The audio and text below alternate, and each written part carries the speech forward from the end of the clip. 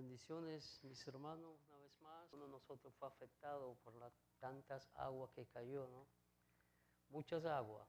Alguien me preguntaba si era que el mundo se estaba acabando.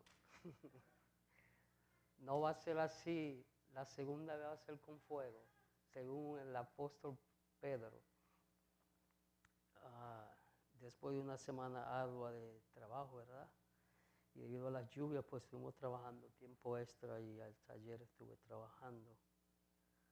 Queremos continuar en esta tarde con ese capítulo que al parecer parece no terminar, que es el capítulo, ¿quién se acuerda de qué capítulo estamos hablando?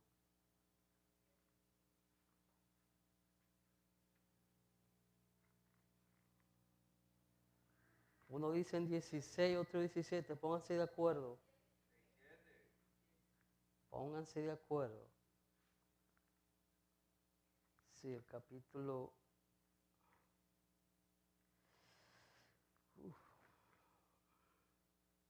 Vamos a estar de pie, vamos a leer algunos versículos para así entrar.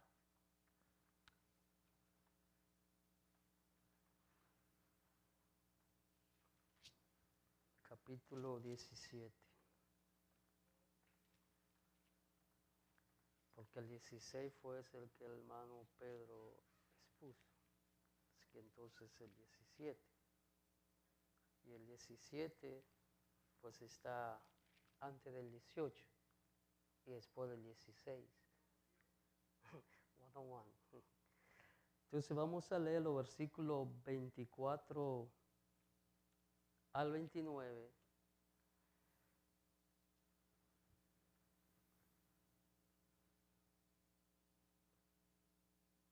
Y dice así: el Dios que hizo el mundo y todas las cosas que en él hay, siendo Señor del cielo y de la tierra, no habita en templos hechos por manos humanas, ni es honrado por manos de hombres, como si necesitases de algo, pues Él es quien da a todos vida y aliento y a todas las cosas. Y de una sangre ha hecho todo el linaje de los hombres, para que habiten sobre toda la faz de la tierra. Le has prefijado el orden de los tiempos y los límites de su habitación, para que busquen a Dios, si de alguna manera palpando puedan hallarle, aunque ciertamente no está lejos de cada uno de nosotros, porque en Él vivimos y nos movemos y somos, como algunos de vuestros propios poetas también han dicho, porque linaje suyo somos. Siendo pues linaje de Dios, no debemos pensar que la divinidad sea semejante a oro o plata o piedra, escultura de arte y de imaginación de hombres. Te damos gracias, Señor, porque una vez más nos permite exponer tu palabra. Te rogamos que nuestra mente esté clara y nuestro corazón es abierto. En el nombre de Jesús. Amén. Pueden tomar asiento, amados hermanos. Como hemos venido viendo el capítulo 17, ¿verdad? Vimos a Pablo que llegó a una ciudad. ¿Cuál fue la primera ciudad que habla el capítulo 17 que Pablo llegó? Tesalónica. Luego llegó a Berea y ahora lo estamos aquí en Atenas. Ya vimos la primera parte de esa visita de Pablo a Atenas, donde Pablo en la sinagoga, como acostumbraba, hablaba del Señor y también en las plazas con la gente. Luego Pablo es invitado a lo que es una semejanza, una corte donde se reunían los filósofos griegos a discutir temas. Y a Pablo los invitan a que llegue ahí para exponer esa nueva enseñanza, esa nueva doctrina que Pablo estaba hablando, porque para los atenienses, como dice el capítulo 17, le gustaba escuchar cosas nuevas, le gustaba oír cosas nuevas, le gustaba filosofar. Entonces pensaron que Pablo también era otro filósofo que traía una enseñanzas extraña, rara, y lo invitan a que vaya a hablar con ellos. Entonces en estos versículos que hemos leído, Pablo le da a los atenienses una definición o le enseña verdaderamente quién es el Dios verdadero. Recordemos que cuando Pablo llega a Atenas, dentro de todos los altares que tenían los atenienses había un altar que decía para el Dios no conocido. Eso era por si acaso se había quedado algo, ¿no? Que cubriera cualquier Dios que se le hubiese quedado. Como dije hace varios domingos atrás, nosotros, muchas personas, ¿verdad? Hoy día dice, sí, yo creo en el Señor Jesucristo, pero déjame tener esto en la casa por si acaso. Porque también no se enoja si yo tengo esto, porque ayuda un poco más, ¿verdad? ¿Ha usted escuchado a alguna persona que le ha dicho eso alguna vez? Yo lo escucho a cada momento, donde personas dicen, no, pero por si acaso. No hay por si acaso, el Señor es poderoso, como la alabanza que entonamos, Él es poderoso, para Él no hay imposible, Él lo puede todo y Él no necesita de nuestra ayuda porque Él es más que suficiente. Y si lo tenemos a Él, lo tenemos todos. Y para Él no hay cosa pequeña ni grande que Él no pueda hacer. Entonces, vemos en este versículo que Pablo le dice que Dios no habita en templo hecho por mano de hombre. Recordemos que Atenas también era una ciudad donde la escultura, la arquitectura era extraordinaria. Y muchas veces nosotros tenemos esa también noción, ignorantemente, si se puede decir, o sin conocimiento, o sin saber decimos estas cosas. Voy al templo porque ahí está la presencia de Dios. No. Este lugar, sin usted y mí, simplemente es un edificio, una estructura. La presencia de Dios está en este lugar porque nosotros estamos aquí, porque en nosotros habita la presencia de Dios. Por eso Dios está aquí. Pero sin nosotros, este lugar simplemente es una estructura, nada más que eso. Entonces, también hay una expresión que él dice que Dios os ha adorado por manos de hombre. Lo que está diciendo el apóstol aquí no es que usted no levante la mano y adore a Dios. Lo que él está diciendo, como ellos construían imágenes, estatuillas, cosas que representaran a Dios. Por eso dice, Dios no necesita adoración de mano de hombre. Se está refiriendo a los objetos que ellos fabricaban con su mano para representar a Dios.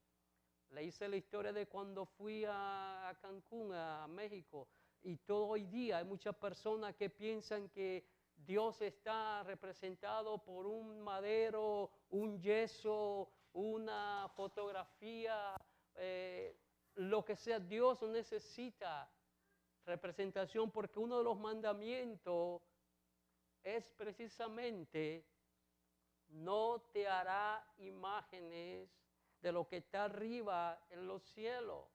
Dios no es representado por nada de estas cosas. Y eso es lo que le está diciendo. Ustedes piensan que con eso, que eso representa a Dios. Si Él es el creador, si Él lo hizo todo, ¿cómo vamos a creer que Dios va a estar en esto? Amados hermanos, hay personas que no entienden que Dios, el Dios creador de los cielos y la tierra, Él es dueño de todo y Él no necesita que nosotros lo representemos a través de cosas visibles. Eso fue el error del pueblo de Israel cuando salió de Egipto. ¿Se recuerdan?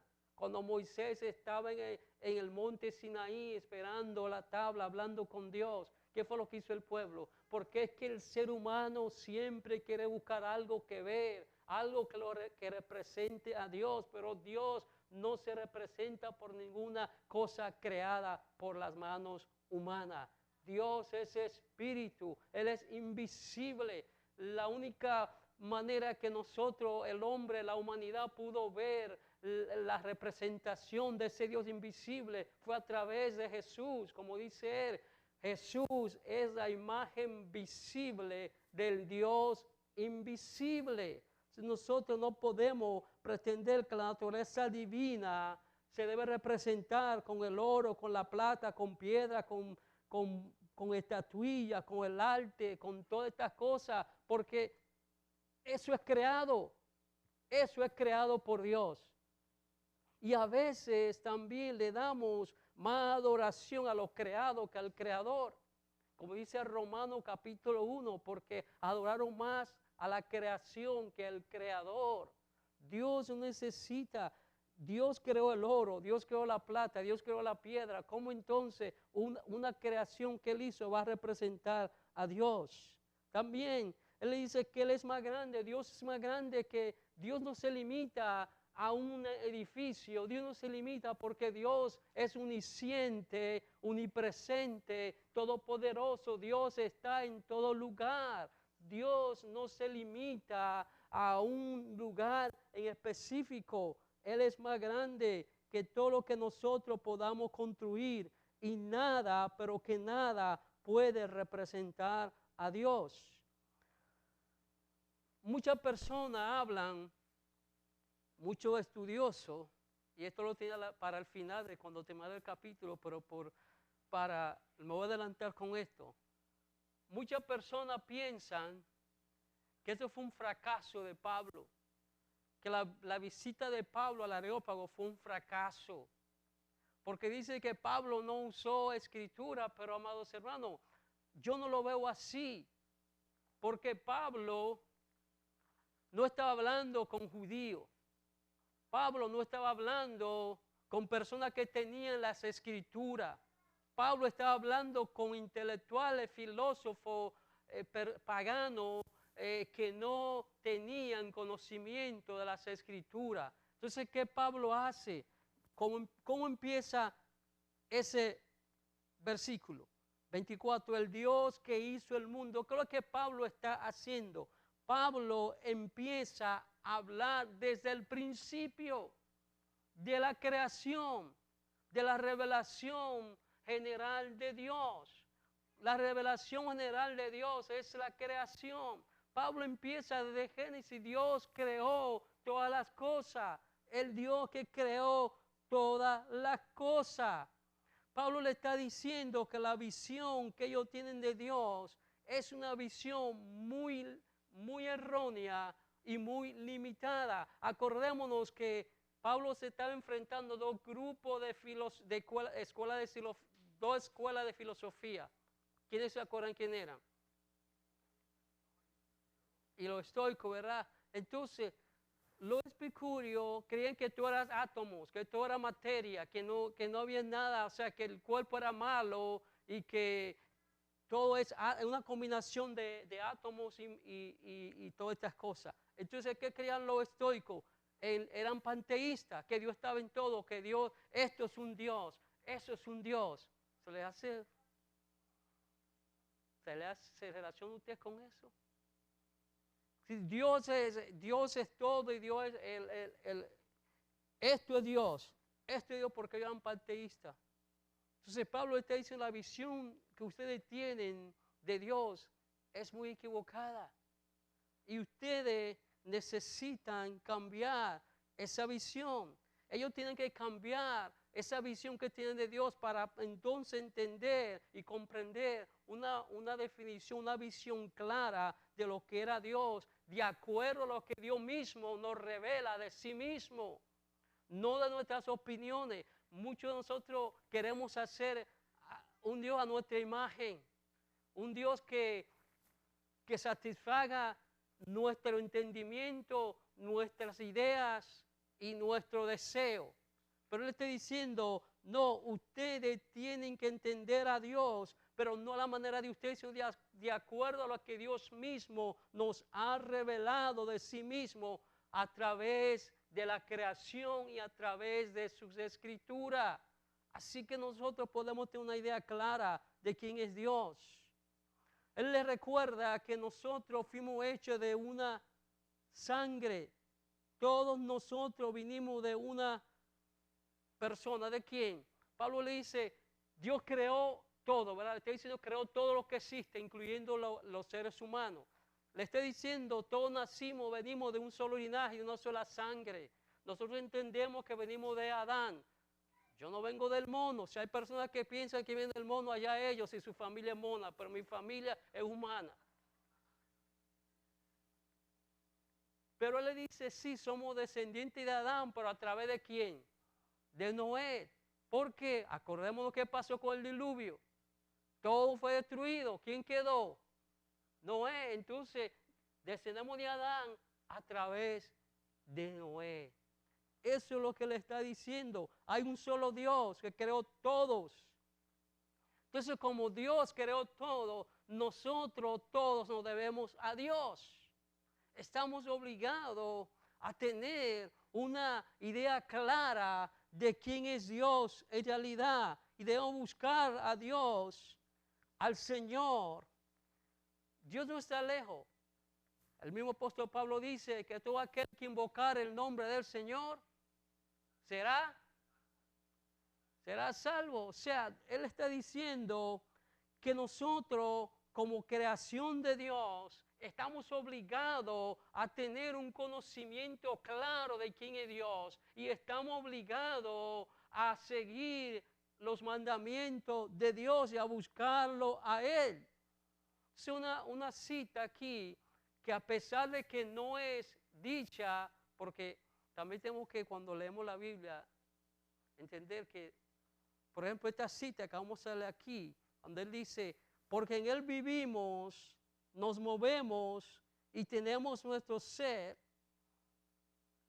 porque también somos su descendencia.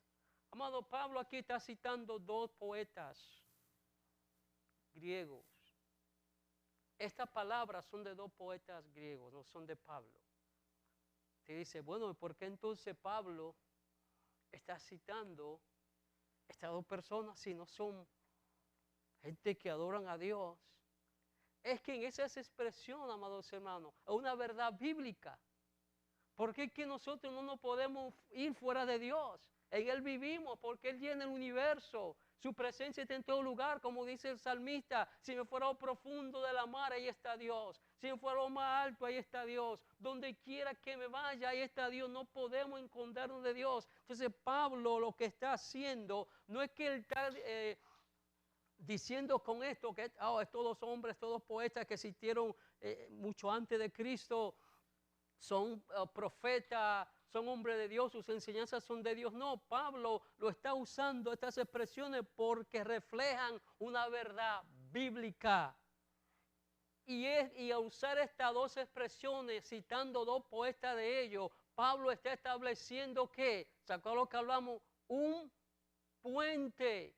Un puente. Nosotros tenemos que establecer puente con la persona, significar algo que ellos tienen para usar eso y crear un puente que podamos llegar a ello. Y eso está Pablo haciendo aquí al citar estos dos profetas. Recordemos que Pablo tiene enfrente una audiencia que no es judía, tiene una audiencia pagana, tiene una audiencia que no tiene ninguna noción del verdadero Dios. Entonces él tiene que usar algo de ellos mismos para traerlo al conocimiento de Dios. Básicamente, Jesús hacía uso de esto, a lo que nosotros llamamos que parábola. Usaba cosas del cotidiano para traer una verdad, una enseñanza. Entonces, Pablo está usando la cita de estos dos poetas para establecer un puente con ellos. Somos descendientes. Por cuanto somos descendientes de Dios y Él creó todas las cosas, no podemos pensar que podemos representar la deidad de Dios, la divinidad de Dios a través de cosas creadas, a través de oro, plata, madera, yeso, hierro, todas las cosas que inventan los hombres para decir que ese es Dios. Dios no puede ser representado por una de esas cosas. Él creó esas cosas. Y nosotros como descendientes de Dios, entonces somos responsables por adquirir una idea clara, correcta de quién es Dios. No de esa manera equivocada de que Dios puede ser presentado por estatuillas, por imágenes, por el oro, por plata. Debemos de tener una idea clara, correcta de Dios y no esa manera equivocada. Al ellos decir en su altar al Dios no conocido, están dando a entender que son ignorantes de ese Dios verdadero. Son ignorantes. Entonces, pero ahora ellos conocen. Pablo le ha explicado a ellos hasta aquí, a este momento, a través de la revelación general de Dios, que ellos ya su ignorancia no es excusa y si siguen esa ignorancia son culpables. Y muchas personas hoy día quieren seguir en ignorancia. Y la ignorancia en este tiempo, no podemos decir que hay personas que son ignorantes a Dios. Porque mire, las redes, los tiempos han cambiado. El evangelio está siendo difundido a través de muchos medios, muchas personas, muchos escritos, radiales, televisivos, las redes. En todo lugar se habla de Dios. No hay excusa. No hay excusa, porque la persona ha escuchado de Dios. El evangelio sigue siendo predicado. Pablo, amados hermanos, le está diciendo a esta gente que ellos deben de entender que el Dios que creó los cielos y la tierra no habita en templo de hombre. Nosotros tenemos también que entender eso hoy día. Y a veces también nosotros entramos en esa corriente que a veces nos hacemos adoradores del templo, de la estructura. ¿Cierto o no? A veces nos hacemos adoradores del edificio que tenemos, de la estructura que tenemos, las cosas que tenemos, a donde estamos. Y nos olvidamos del que tiene que ser adorado es Dios. Usted sabía que usted aún sirviendo dentro de la iglesia, usted puede estar desconectado con Dios. Aún dentro de la iglesia, usted puede estar desconectado con Dios. Porque a veces estamos tan ocupados que nos olvidamos de la comunión personal con Dios. Y tenemos ejemplo. Marta quería servir a Jesús, en el relato de Marta y María, ¿verdad? Ella estaba haciendo algo bueno, porque ella quería atender al maestro, pero María, ¿qué estaba María? A los pies del maestro. Y cuando Marta reprocha, ¿qué dice el Señor? Marta, Marta, afanada y turbada está, pero una cosa te digo, que María ha tomado la mejor parte. Porque a veces en la ocupabilidad de la vida descuidamos nuestra comunión personal con Dios. A veces no dedicamos tiempo personal, individual, para hablar con Dios. Para que Dios nos hable a través de su escritura, de su palabra. Vamos a leer los próximos versículos de 30 al 34.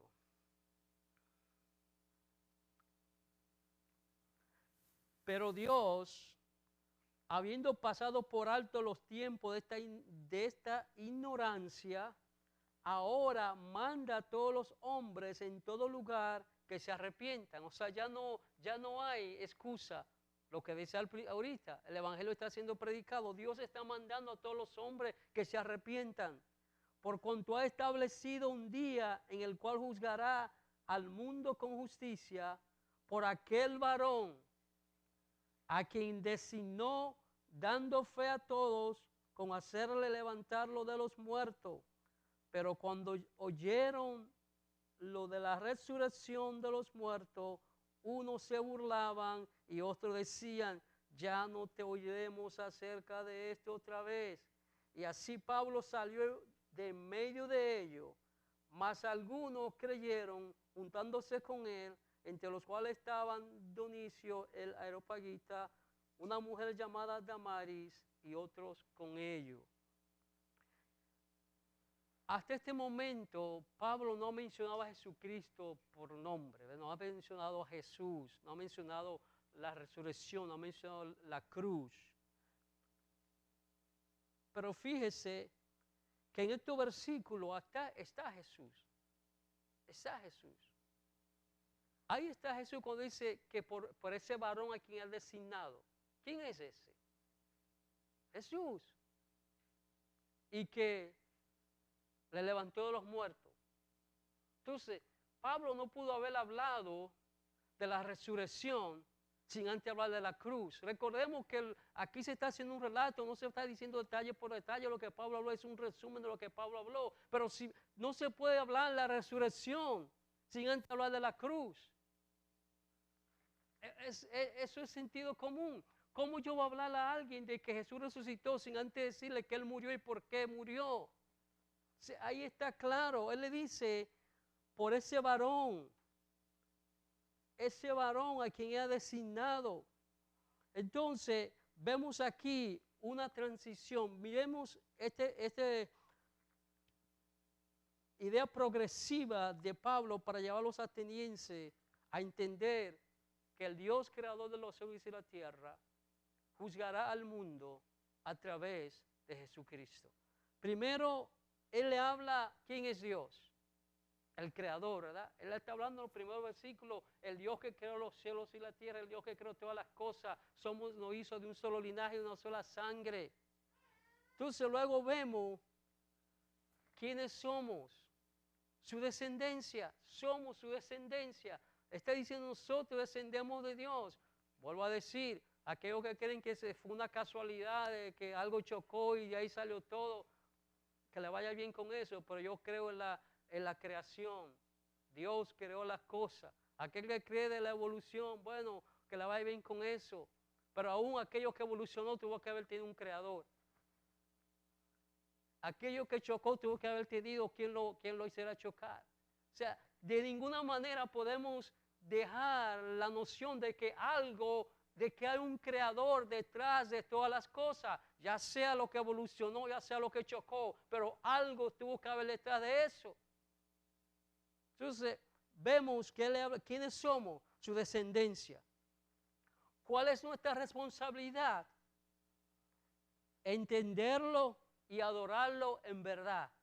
Eso es lo que le está enseñando. Y luego, ¿cuál sería la consecuencia de no entender a Dios claramente y no adorarle como Él debe ser adorado? El juicio.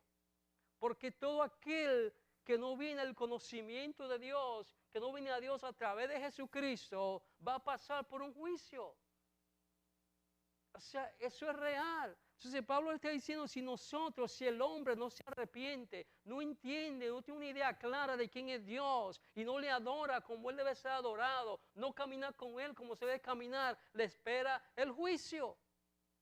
Ese es algo progresivo que Pablo le va explicando a ellos. Entonces habla de la resurrección. Pablo no solamente le está queriendo decir que Jesús, ese varón designado por Dios, es un juez justo, sino que le quiere también hablar de la resurrección. Pero ¿qué pasa cuando Jesús empieza a hablar de la resurrección? Ellos dicen que no, ¿por qué? Porque ellos no creían en la resurrección del cuerpo. Hay varias escuelas. Unos creen que sí, que como dije al principio, somos el cuerpo es materia y lo que es materia es malo. Entonces si va a haber una vida eterna debe ser solo en el espíritu porque el cuerpo es materia y todo lo que es materia es malo. Entonces es espiritual, por eso existe esa corriente de muchas personas que dicen que Jesús no resucitó en cuerpo, sino en espíritu. Entonces, como ellos dicen que el cuerpo es materia, no puede haber tal cosa como un cuerpo glorificado, por ende no puede haber resurrección. Y ahí entonces ellos le ponen un pare a Pablo. Se van no quieren escuchar más. Pablo, no era que Pablo no quería hablarle de Jesús. Pablo quería hablarle a ellos de Jesús y de la obra redentora de Dios a través de Jesús, pero ellos no le dieron la oportunidad. Si Pablo hubiese querido filosofar con ellos, se queda todo ese tiempo ahí hablando con ellos.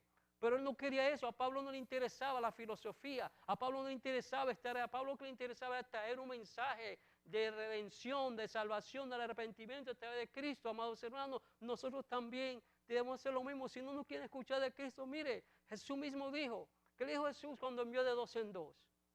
Ando os reciban, ahí posá, ando no nos reciban.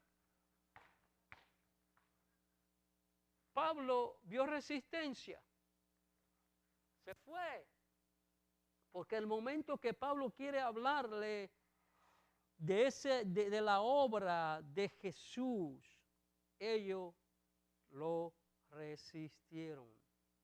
Porque nosotros, amados hermanos, debemos entender que el Evangelio, solamente con la cruz y no con la resurrección, no está completo. Acuérdense que la semana pasada hablamos de la importancia de la resurrección. Porque la resurrección es la garantía de nuestra fe, es la garantía de nuestra salvación. Porque sin resurrección entonces nuestra fe es vana. Estamos todavía viviendo en pecado, sin delito. Para nosotros, amados hermanos, la resurrección es importante porque es lo que garantiza ese triunfo de Cristo a través de su resurrección. Entonces, ¿cuál fue la reacción de ellos? Los versículos 32 a 34. Ellos no quisieron escuchar. Ellos no quisieron escuchar. Bueno, nosotros estamos llamados a hablar. Usted no va a convencer a nadie. Usted y yo no podemos convencer a nadie. Nuestro trabajo es hablar. Y en el momento que la persona quiera entrar en contienda o en disputa, mire, el Evangelio no es para contender. El Evangelio es salvación. El Evangelio es buenas nuevas. Buenas nuevas de salvación. No mala noticia de contención. No mala noticia de contención. Es buena noticia para salvación. Si no contendamos, el momento que estas personas decidieron contender y se burlaron de él, como muchas veces se burlan de nosotros, porque a veces la persona, y qué bueno que hoy día, hasta los años 70, ¿verdad?, se escuchaba decir esta expresión: oh no, el Evangelio es para gente exacto, mensa. El Evangelio es para los tontos, el Evangelio es para aquellos que se dejan lavar el cerebro, el Evangelio es para los brutos, para la gente de debajo, los simples. Pero qué bueno que hoy día podemos ver doctores, ingenieros, abogados, de todas las estratos sociales y académicos que han recibido el mensaje de Cristo.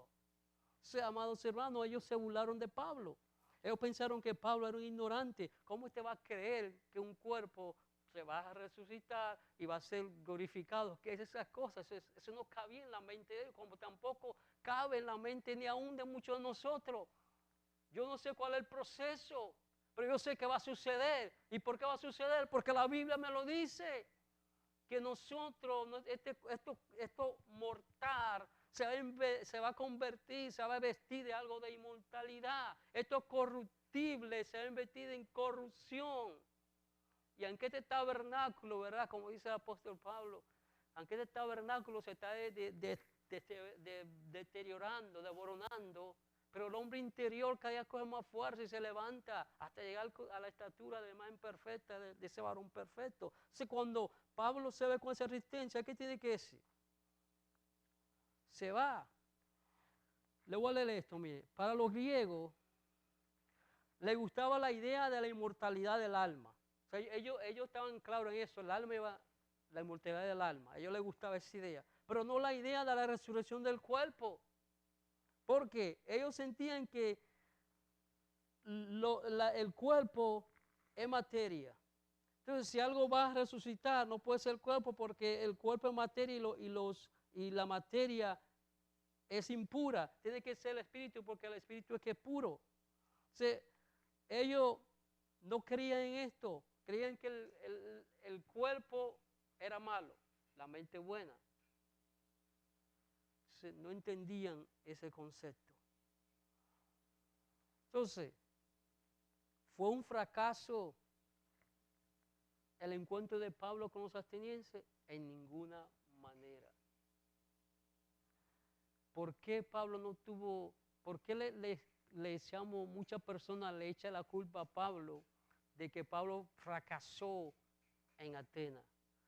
Porque supuestamente ellos dicen no hubo una gran conversión, un gran número de personas convertidos. Pero amado, la culpa no fue de Pablo, porque Pablo predicó a Jesucristo. No se trató de Pablo, se trató de que el corazón de ellos estaba duro. Es como hoy día, el hecho de que nosotros vamos, evangelizamos, hablamos a la persona no se convierte. ¿Es culpa nuestra? En ninguna manera. Es que los corazones de ellos estaban duros.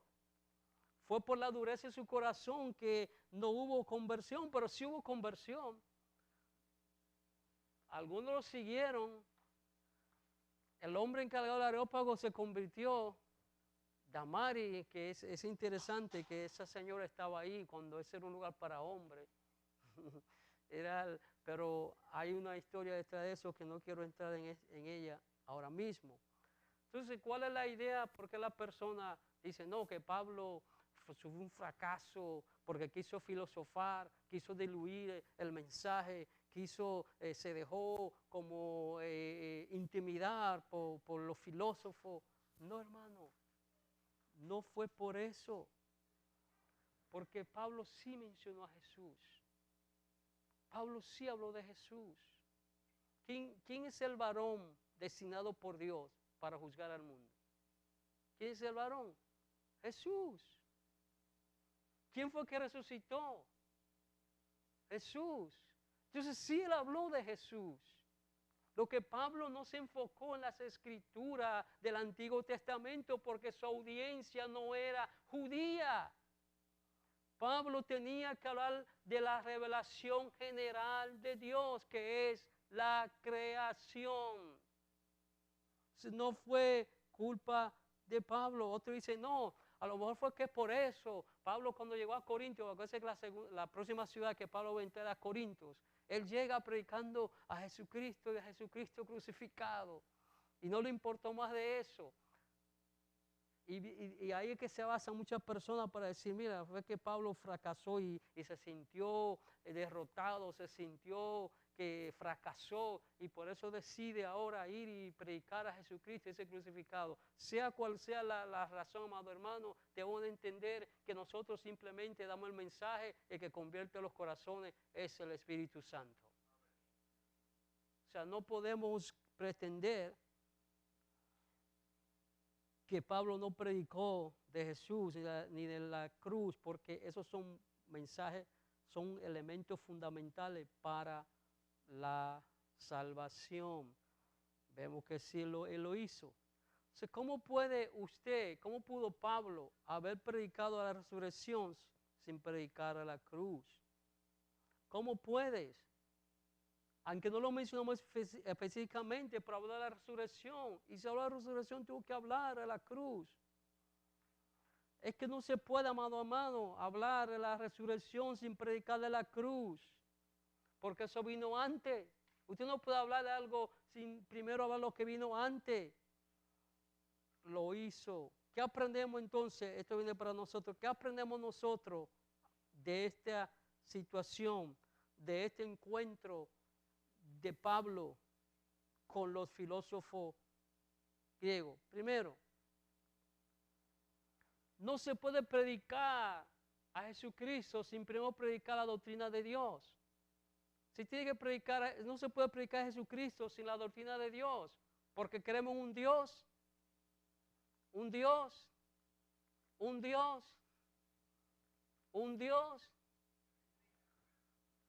Entonces no se puede hablar de una cosa sin hablar de la otra.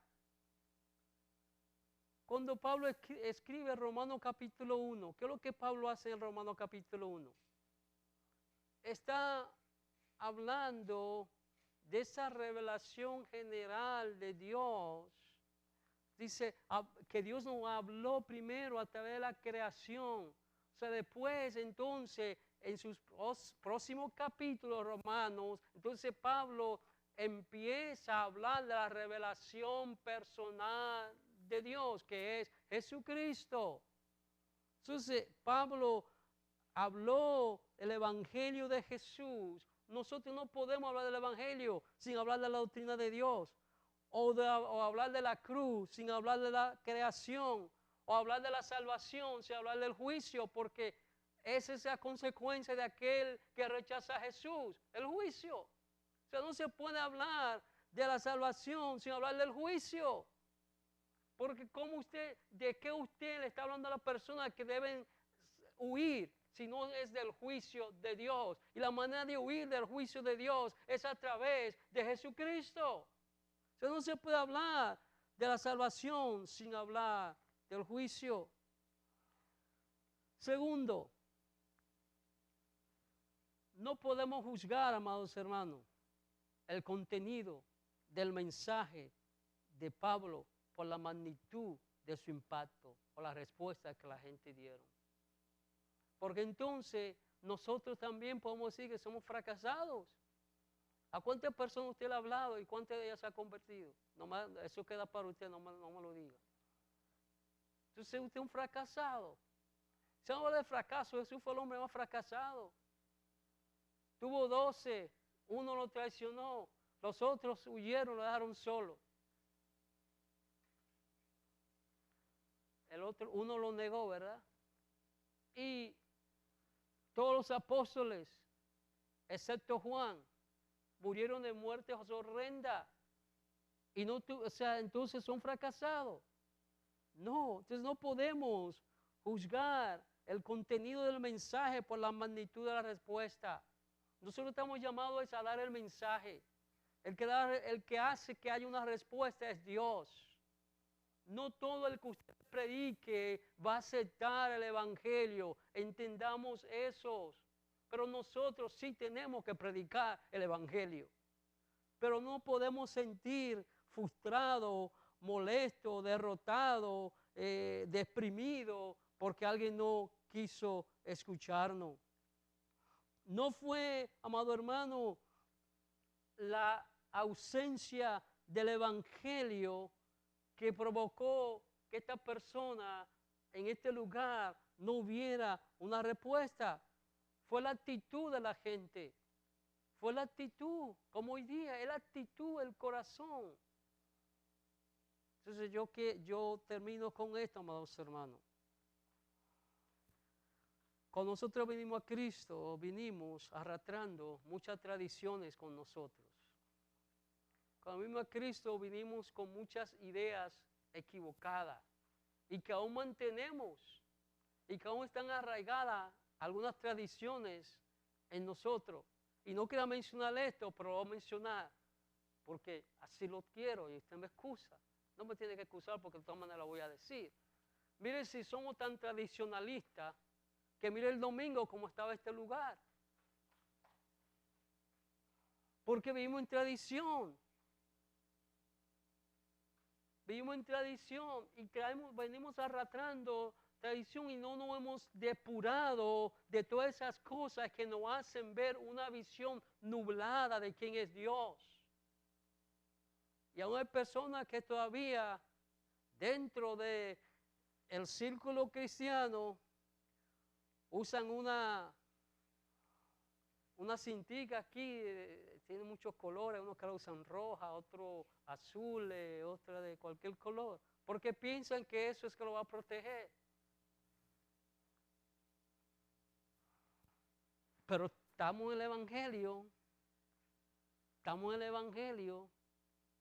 Otros usan cualquier amuleto porque piensan que, y estamos en el Evangelio, y seguimos creyendo que vamos a coger una ramita una vez al año, con ella vamos a hacer una cruz, la vamos a poner en la puerta de nuestra casa y eso va a espantar los demonios. Y decimos que creemos en Jesús y que creemos que Jesús es el camino, la verdad y la vida, que es el único camino para ser salvo, pero seguimos creyendo en esto. Seguimos creyendo que hay un día al año que no se puede comer carne. Hermano, seguimos creyendo eso. Que hay que comer pescado. Seguimos creyendo eso. Y eso no es bíblico. Eso es tradición. Ahora, si usted no quiere comerse la carne, tráigala aquí porque aquí somos carnívoros. Pero lo que el mensaje, hermano, es que Dios es todopoderoso y que Él no necesita ser representado por la misma cosa que Él a través de las cosas que Él creó. Que Él y de Él somos nosotros. Y si usted y yo profesamos ser creyentes, debemos procurar tener una idea clara de quién es Dios, para que le honremos como Él manda y vivamos como Él ha determinado. Amén. Vamos a estar de pies.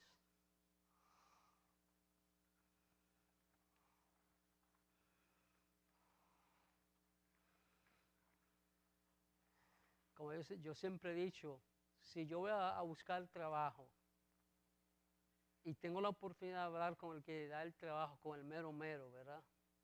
¿Por qué tengo que hablar con el que está en la puerta? Entonces hay personas que quieren usar el que está en la puerta para llegar al mero mero. No, que fulano, el nombre de fulano. Nosotros oramos a Dios Padre a través de Jesucristo y en el poder del Espíritu Santo. O sea, nosotros no necesitamos una rama porque tenemos el tronco. Tenemos a Jesús. Entendamos, amados hermanos, que nada de esas cosas que usted use o tenga lo va a proteger. Eso simplemente es decoración. Pero el que nos protege a nosotros es Jesús. Y si en esta tarde alguien que no ha conocido, no tiene una idea clara de quién es Dios, de cuál es el plan redentor de Dios para la humanidad, Dios se encarnó en la persona de Cristo y Él mismo vino a morir en una cruz para pagar el precio mismo que Él demandaba, porque el hombre no puede salvarse a sí mismo, porque todos somos pecadores, ninguno puede salvarse a sí mismo.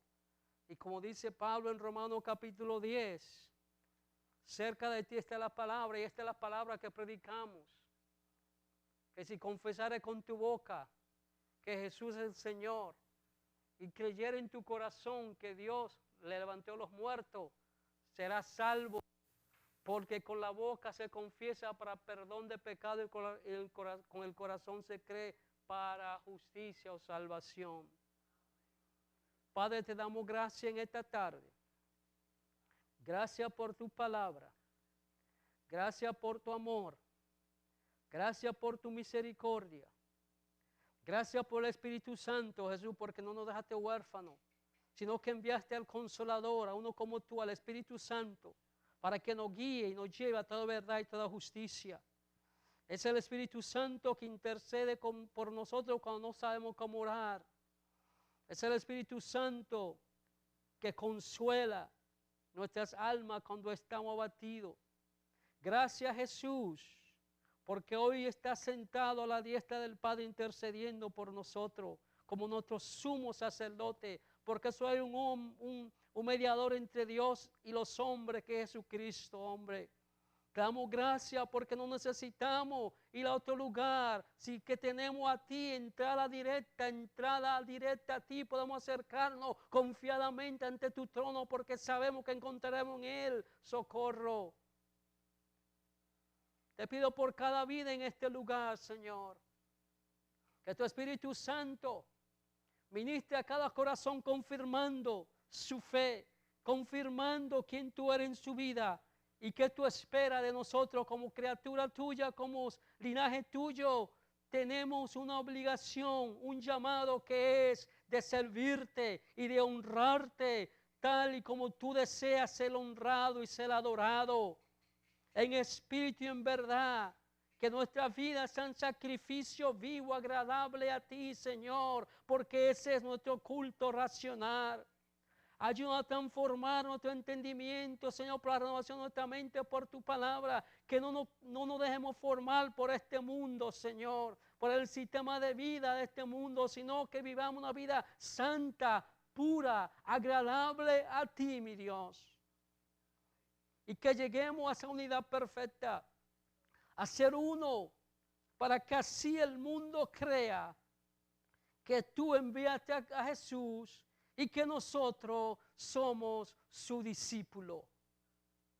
Una vez más te pido por aquellos hermanos que están enfermos. Te ruego, Padre amado, que tu misericordia sea con ella. Cualquier necesidad que haya en este lugar, ya sea emocional, espiritual, física, material. Oh Dios mío, derrama sabiduría, entendimiento y que podamos entender que las pruebas que llevamos en el mundo, que las pruebas que vienen a nuestras vidas son parte de este caminar contigo y nos ayudan a crecer y a acercarnos más a ti, Señor.